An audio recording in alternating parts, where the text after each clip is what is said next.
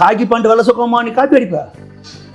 அதே காக்கி பேண்ட், அதே வெள்ளை சொக்கா, அதே மாடல்ல நடந்து வர பேசாத விஜய் மாஸ்க் வாங்கி மாட்டிங்க வாங்கலாம். எதுக்கு இதெல்லாம் உங்களுக்கு இன்னும் அதிகமா வரும்? பாக்குறத பார்த்தா, நீங்க பண்றத பார்த்தா எங்களுக்கு மேல விஜய் நீங்க லைக் பண்ற மாதிரி தெரியுது. நீங்க தான் அவருடைய தீவிரமான ரசிகர் மாதிரி தெரியுது. அவரை மாதிரியே பேண்ட் போடுறீங்க, அவரை மாதிரியே ஷர்ட் போடுறீங்க, அவரை மாதிரியே நடந்து வரீங்க. அவருக்கு எல்லாரும் தன்னெழுச்சியா தூக்கி போடுறான்னு சொன்னா ஒரே கலர்ல எங்க சால்வை போடுவோம். ஒரு மூணு பேர் செட் பண்ணி வச்சு ஒரே கலர்ல 3 சால்வை தூக்கி போடுறாங்க. அதை எடுத்து ஒரு தூக்கி கழுத்துல சுத்திக்கிறாரு. ஒரு 3 பேர் பூங்கொத்து கொடுக்குறான். ஒரே கடையில வாங்கிருக்கான் பூங்கொத்து, ஒரே ஸ்டைல்ல இருக்கு 3 பூங்கொத்தம். 3 பேர் பூங்கொத்து கொடுக்குறான்.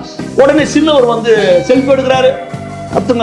கத்துங்க அவர் விஜய் கத்துங்க நான் சொன்னாரு.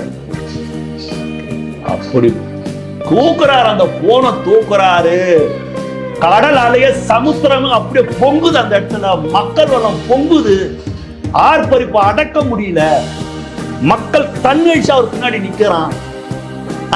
தன் வீட்டுல ஒருத்தரா தாய்மார்கள் பாக்குறாங்க. அவ்வளவு ஒரு தன்னெழுச்சியா மக்கள் விரும்புறான். புலிய பார்த்து பூனை சூடு போட்டுருந்தா மாதிரி என்னங்க?